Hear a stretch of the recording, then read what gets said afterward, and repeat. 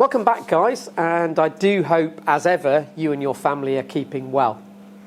So, I hope you've seen my lesson now on gravitational fields, the introduction, the first lesson, which was a bit of a recap of GCSE work and a little bit of a look at newish stuff on gravitational field lines. So, let's take things a little bit further today and look at the forces between masses due to the gravitational field and how we can actually calculate that. Okay, remembering that the gravitational field strength gets weaker as we go away from a mass, from the Earth's surface, for example. So there's a really interesting experiment that's worth mentioning here, and it was done a very long time ago. If forces are felt between masses, then surely you should be able to do experiments to test that. And to me, it's pretty obvious. You just kind of drop something. We'll come back to that. But there was an experiment that was done in Scotland in 1774 by a chap called Neville Maskelyne. And he went to Schiehallion Mountain. And what you've got to imagine there is this kind of large mountain. There we go. Looks just like Schiehallion. And what he did was he realised there must be a force of attraction between two masses.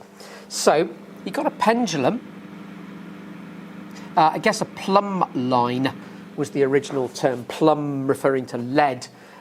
So a plumb line, which always takes a vertical, okay, hung it up near to the mountain, and it didn't hang perfectly vertically. It hung at an angle like that. Okay. Now, granted, this angle was way smaller. Okay, but it made a very interesting point that the mountain itself, the body of the mountain, was attracting the pendulum just a little bit. Okay, and if you think about it, you can do sort of surveying on a mountain, and you can kind of work out what size the mountain is, what volume it is. You can work out what rocks it's made out of, and you can work out what density it is. Okay, so he used this as a very clever way to start to work out what the density of the Earth might be, etc. Okay, it's not an experiment you need to know in detail, but have a look here. You know, a bit of vector work going on, and a really interesting kind of concept. So 1774. Okay. Now, we need to go back a little bit further to Newton. And all the work we're going to do on gravity and gravitational fields is going to be Newtonian Mechanics. Okay? And it's that you really need to understand first before you go off into all the complicated stuff of general relativity, etc. Okay? Now, Newton, we all know about Newton, published... it's got a long title, but the Principia, we called it, okay, in 1687.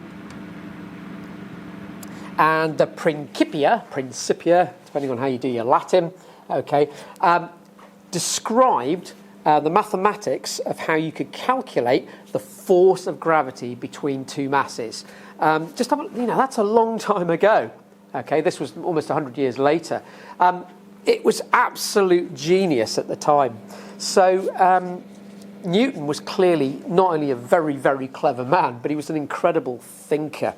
So at this stage, I thought those of you who know me know that I'll go off and stop teaching for a while and tell a story. But I do want to tell you a story about this, okay? And like all of my stories, they're kind of, don't Google them, because they're kind of slightly twisted to get the point across. They're not necessarily exactly the true facts. But I'm telling it how I want to tell it. So here we go. So you may know that Newton was at Cambridge University. Okay, and it's a wonderful place. I was there for my postgraduate physics teacher training, so I loved every minute of it. And it was a spine-chilling moment to get up every day, walk into Cambridge, and know you were in the footsteps of this great man. Okay, a certain Professor Stephen Hawking used to trundle past me in the morning sometimes. So, I kind of felt very honoured to be there. Anyway, that's not what the story is about. The story is about the plague, etc. And isn't it interesting that just like at the moment where you guys have all been sent home because of the COVID-19, Okay, the plague at that time, or Black Death, or whatever it was, closed the university. And Newton was told, clear off, go home. Probably the best thing that could have happened for him. Okay, so he went off home, and I've been to his house, and the famous apple tree. Okay, now here's where my story gets a bit kind of, is it true or isn't it? But I got this thought that Newton was a great thinker. He was stuck at home thinking. Okay, he hadn't got iPads and things to play with, and it was probably a lovely day, like it is outside at the moment. And he's sitting under the apple tree, and the apple falls, boof, okay, and knocks him on the head, okay, and he asks himself the question, and I'm sort of suggesting he asks a question that's philosophical that no one else has asked yet. Why did it fall? Okay, why did it just not break off the tree and stay where it was? Who grabbed hold of it and pulled it down? Yeah, what was attached to it? Because if I want to lift something up, lift my pen, I'm attached to it. Okay, we know a little bit about magnets, but apples aren't magnetic. So what mystery force pulled the apple down off the tree? And of course that was his work that he got thinking about, gravity. And he realised that gravity, acted sort of remotely on objects. That, when he saw the apple fall, the apple was being pulled on by the earth. So here's my kind of quick and super poor diagram of the apple tree. Okay, and here's the apple. Yep, huge apple, and it's falling down towards Earth, and Earth is creating a force on the apple, a non-contact force. That's what makes it so weird, because you can't see what's actually doing the pulling. Okay, now that's a silly story, but this is more important. Okay, because Newton realised that the mass of the Earth pulled the apple down. Okay, and a sort of statement of Newton's third law that for every action there's an equal and opposite reaction. Now, if you think about that, this is really interesting. Because if the apple fell towards the Earth, in other words, the Earth's mass attracted the apple, what about the apple's mass? Yeah, because the forces would be equal and opposite. Yeah, Newton's third law. So the Earth must have moved up towards the apple. Okay, and that's absolutely true. But because the Earth is so much more massive, do F equals ma. Okay, the A here will be much smaller than the A in that direction. Okay, just imagine if the apple was the mass of the Earth. Yeah, the two would come together, okay, at equal and opposite vector accelerations. Okay. Now, just before you switch off and kind of go, "Girl, I've had enough of his stories," it's not what interests me. That is not interesting. Well, it is, but it's not the interesting point. It's not the point I'm trying to make. The point I'm trying to make is the mass of the Earth, M1, big M, attracted the mass of the apple, little m, M2, okay, and they fell together. But in this case, because the apple's quite a low mass, you see the apple falling towards Earth. Newton stayed underneath the tree, maybe. Stayed underneath the tree and looked up and got thinking. And he saw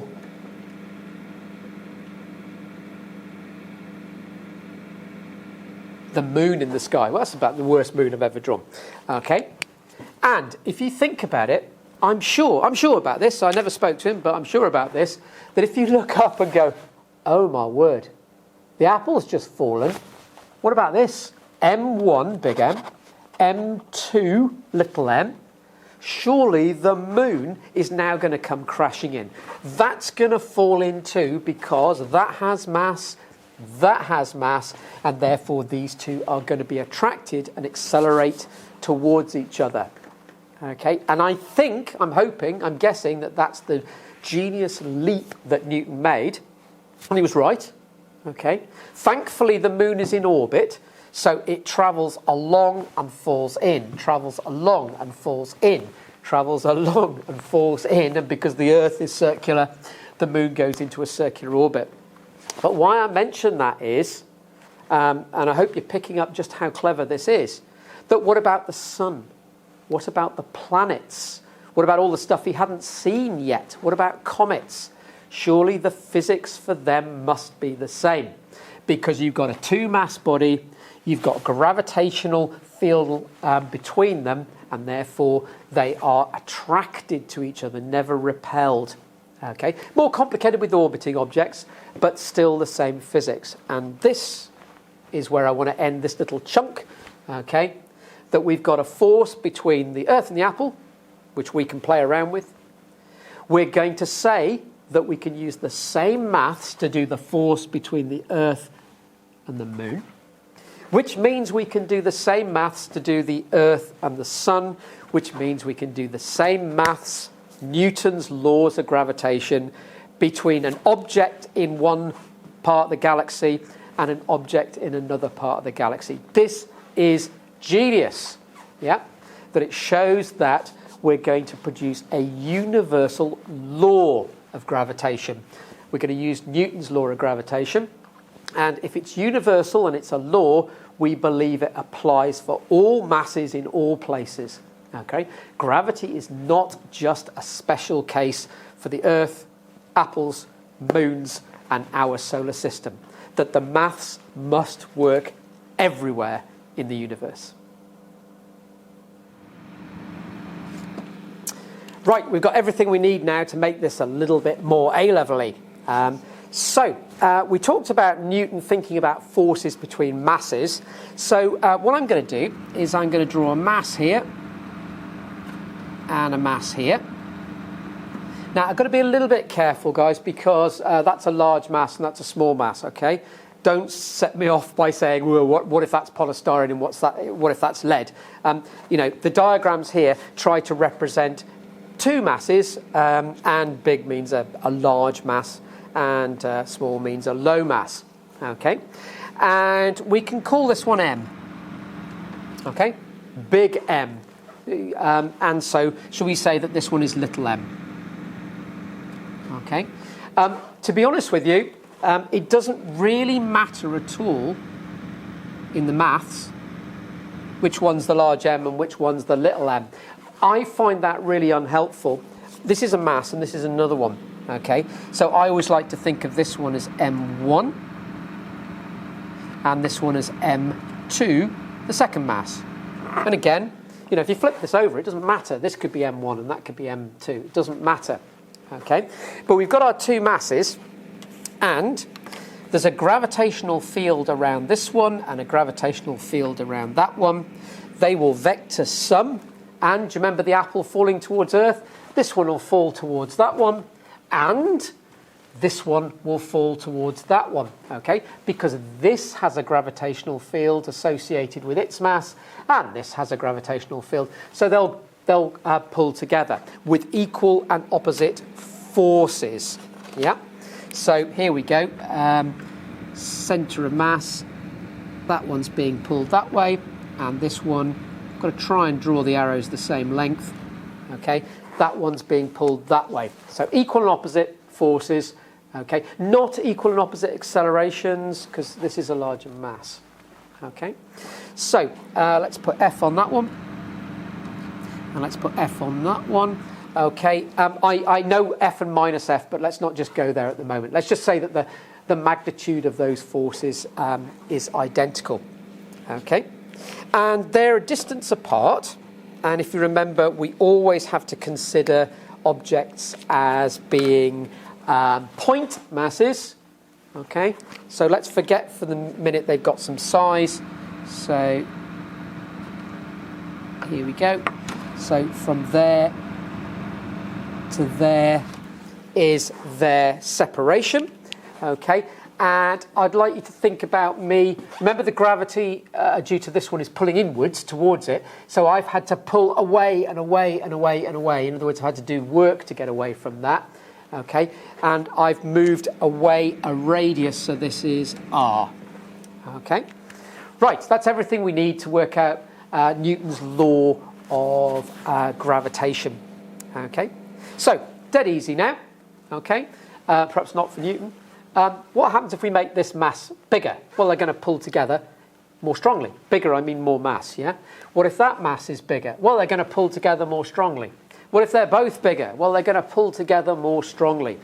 So the force between them, yeah, the force between them is going to be proportional to how much mass we've got here and how much mass we've got there. And if we increase them, the force is going to go up. So the force between them is proportional to the product of their masses. I really, really, really like M1, M2 here, but I think our A level just does big M, little m. Doesn't matter which is which, okay? They're just two masses multiplied together. Now, imagine going further and further and further and further away from the Earth. So imagine that's the Earth and that's us. Take this away, take it away, take it away. The gravitational field lines separate in that direction and that direction. Okay, they get weaker and weaker and weaker quite quickly as the distance increases from the Earth, on a sort of Earth scale, not on a human scale. Okay, so Newton also said, yeah, that the force gets weaker with distance. Okay, so I'm going to write it like that, and if anyone stops the video now, they're going to say I'm wrong, which I am, because remember the field lines separate that way and that way, an area, twice as much separation that way, twice as much that way, so 4 times more spread out. So if you double the R, you've got to square it. Now we're in business. Okay, so what does Newton's universal law of gravitational forces of gravitation say? It says the force gravitationally between two or more masses, two in this case. Okay, it's much easier to do it with two masses, to be honest with you. In a two-mass system, the force between them gravitationally is proportional to the product of their masses and inversely proportional to their separation squared for point masses. Okay, that's a really important thing to know. Okay, so just think that through. Newton's law of gravitation, the force between two masses is proportional to the product of their masses and inversely proportional to their separation squared. Okay, bang those two together. Yep, and what it means is that F, the gravitational force between them, is proportional to m over r squared. Okay, m1, m2 over r squared. Okay, and therefore the force must be equal to a constant k, m over r squared. Okay, and finally a constant. Oh, at last. Because do you remember that little g, the gravitational field strength, kept changing depending on where you are? Constant. Something that physicists can know and will be the same everywhere we do our measurements. Okay, so F is equal to big G, the gravitational force constant. Okay, the gravitational constant, m over r squared. And there it is. Okay. Using all of Newton's ideas to create a law that will enable us, look how clever this is, to find the force of attraction between any two masses if we know how far apart they are and we know that constant. And that constant is an absolute nightmare to measure because gravity is so weak. Okay? We could do it between the Earth and a kilogram.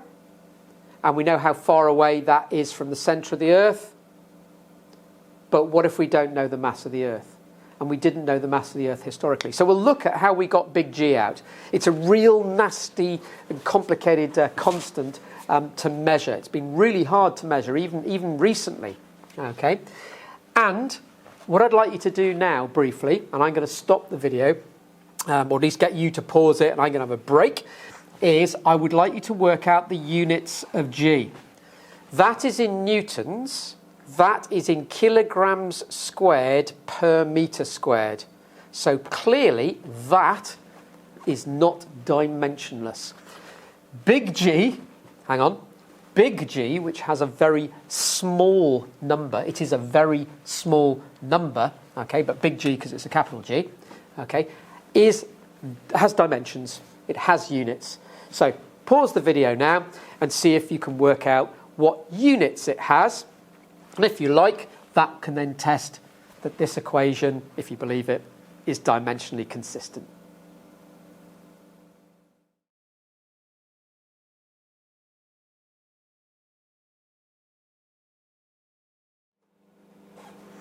So I hope you had a go at that one and you got the right answer. I hope I've got it right. I always forget these. So the units of G, the gravitational constant, or big G as we call it, so we don't muddle it up with little g, which is the local gravitational field strength, newtons per kilogram, okay, is Newton meters squared kilograms to the minus 2, or if I remember rightly, meters cubed kilograms to the minus 1, seconds to the minus 2. Whatever, it's very unlikely they'll ask you for those units, and it's always given on a data sheet. But I hope you prized those out from the equation. And look, it's a really, really small number, okay? So this is very, very difficult to measure. And as I said, maybe in another lesson I'll talk to you about how it was measured. I'm a bit limited by my drawing skills to explain the experiment that was done to get this value. But we'll come back to that. Okay, so let's have a little bit of fun.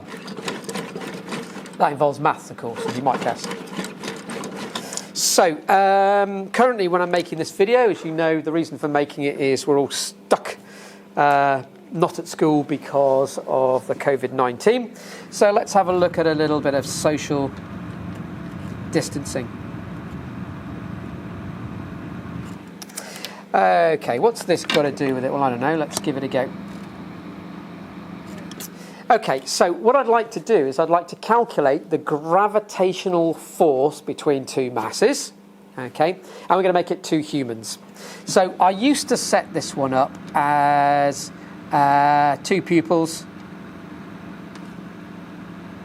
okay, and the two pupils were, I've got to be careful what I say now, we're a little bit close, do you know what I mean, and senior management came along and went, you two, you shouldn't be holding hands, you shouldn't be that close, you know, you're at school now, you've got to be professional, stop that.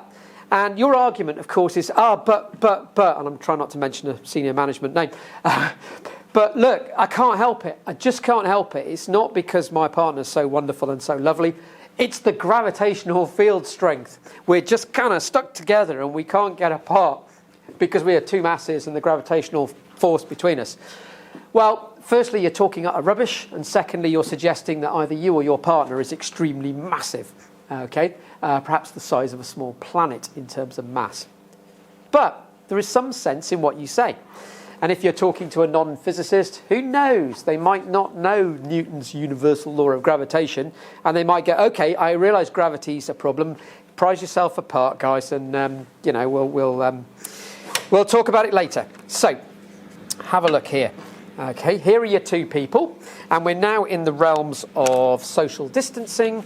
So, there is R.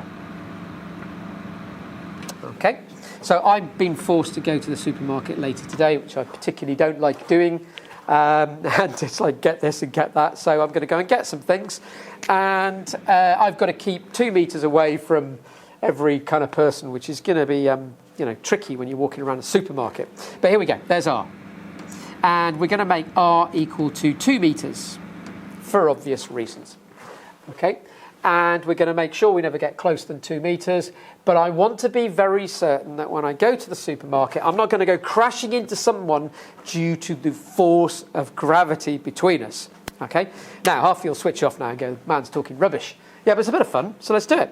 Okay, so what is the force of gravity between two people that are 2 meters apart? Now, one or two of you will say, well, we haven't got enough numbers.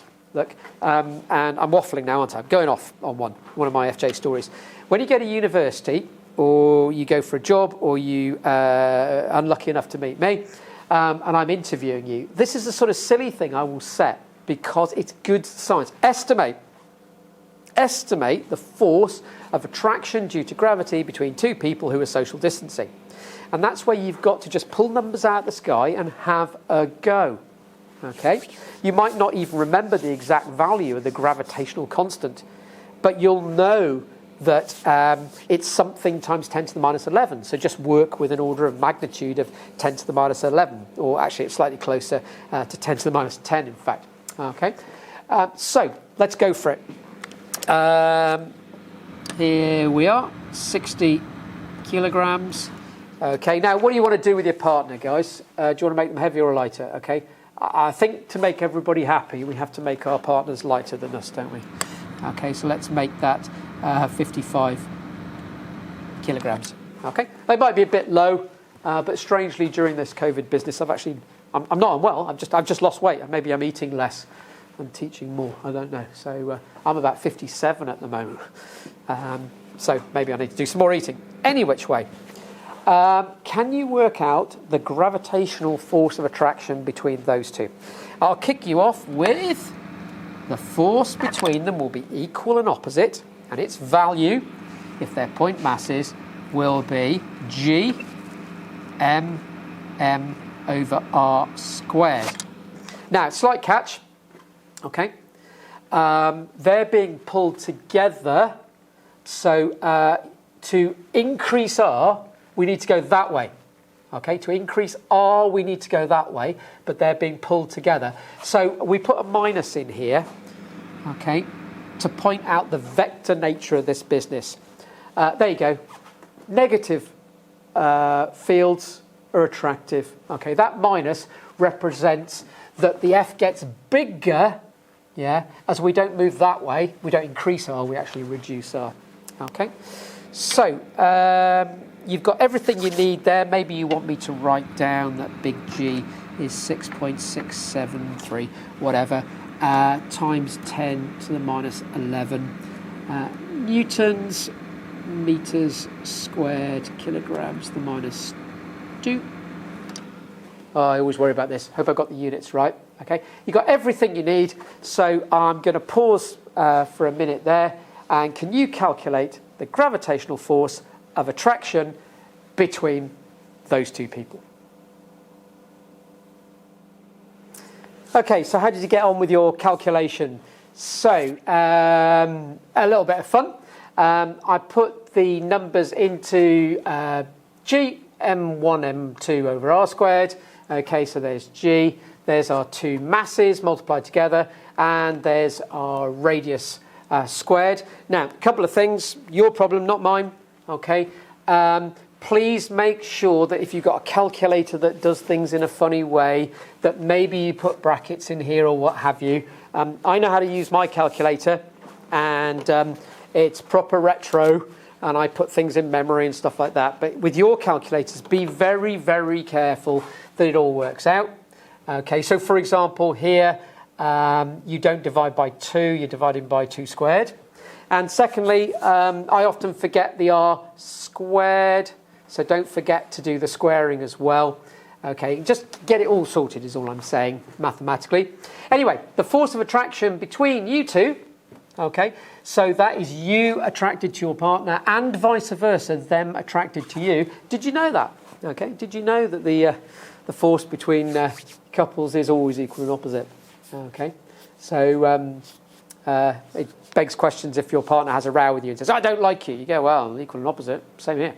Anyway, that minus there, if you remember, is just a vector indicator that the force is inwards when the radius increases outwards, the separation increases outwards. Small, okay? So you're not going to be worried about walking around the supermarket and suddenly being hauled in by someone due to their gravitational field. Okay. Now, I thought it might be interesting then to say, do you remember that the apple falls towards the earth and the earth falls towards the apple? Okay. So I thought, what is the acceleration of you towards your partner? Now, look at it. You both feel the same forces, equal and opposite forces, but you are more massive. Okay? So you will accelerate inward at a lower rate than they will accelerate towards you. So they'll come running at you quicker. Ah, that's nice. Okay. So F equals ma. Never forget GCSE. Yeah. A is F over m. So your acceleration will be the force that you feel divided by your mass. And so you will accelerate towards your partner at 9.2 times 10 to the minus 10 meters per second squared. Okay. In other words, your acceleration will be absolutely minute. So this is complete nonsense. It's mathematically correct. If we assume point masses, it's physically correct. But we need to do this between the Earth and a satellite. We need to do it between two orbiting bodies like a planet and a moon, etc. Obviously, we're not doing it just between people. Though, I do set a question about the force of the harbour wall against a supertanker. So this is, thousands, millions of tons ship full of oil. Okay, and when you do the maths there, you do get kind of measurable force. And I asked the question whether that force is big enough to tear the mooring lines, the ropes that hold it in place. Okay, but you've used the formula perfectly there. I hope you came up with that answer, and it's a fun little calculation to do.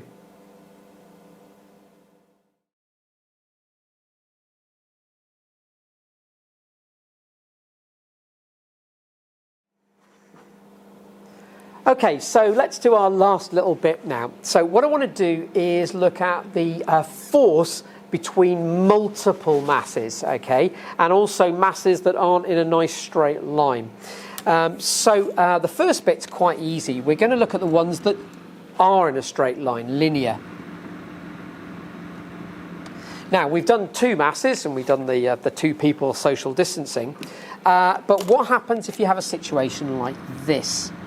So you've got a mass here, you've got another mass, and you've got yet another mass.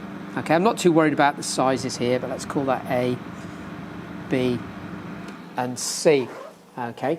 Well, the main thing to notice about these is that the centre of masses of these, the centre of them are all along a line, so it's a linear system. So the way you work out the force that is on A, okay, so the force that acts on A, is you just add the force from B on it and the force from C on it. Okay. Now, I'm not going to draw this proper physicsy, with forces in exactly the right way and the right labels. I'm just keeping it dead simple. In other words, use Newton's law of gravitation to work out that one. So use Newton's law of gravitation to work out how hard B pulls. Okay. Then use Newton's law of gravitation to work out how hard C pulls. It might be a bit more, who knows? Okay. And now add those two vectors. They're linear, so you can add them directly. And you've now got the force that A feels due to this stuff out here. Okay. So you could cover that up and you could say the force of attraction that A feels due to the material that's under my hand is B plus C. Okay. Now let's have a look at B. Okay, we'll do the same thing. Use gravitational laws, okay, Newton's universal gravitational law to work out the force between A and B. Okay, so that's the force due to A. Got to be a little bit careful here because A pulls on B the same way as B pulls on A. Okay, that arrow should really be along the centre of mass, but I'm just simplifying here. Okay, and then work out how hard C pulls on B. Okay, maybe it's that value. Again, I'm not getting the lengths right, but I am getting the vector direction correct. Okay, so the force that B will feel is A plus C.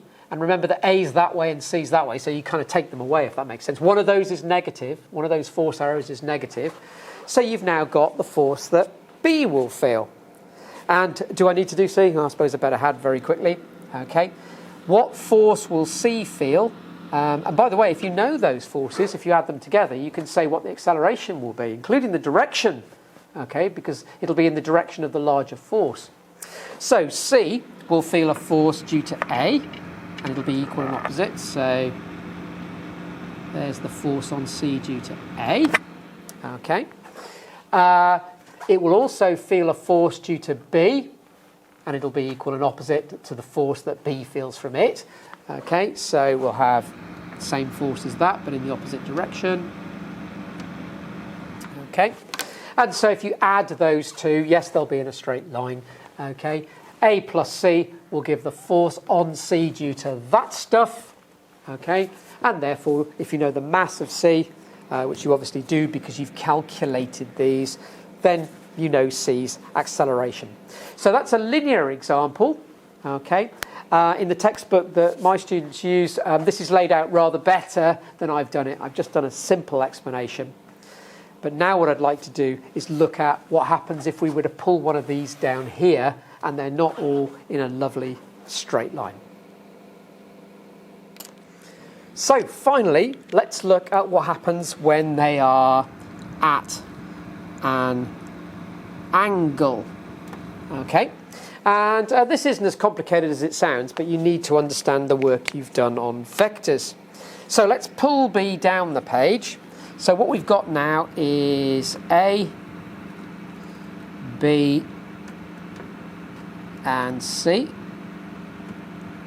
Okay, so our three masses, our three objects, it'd be unlikely that they were planets, but I suppose they could be. Okay, so our three objects.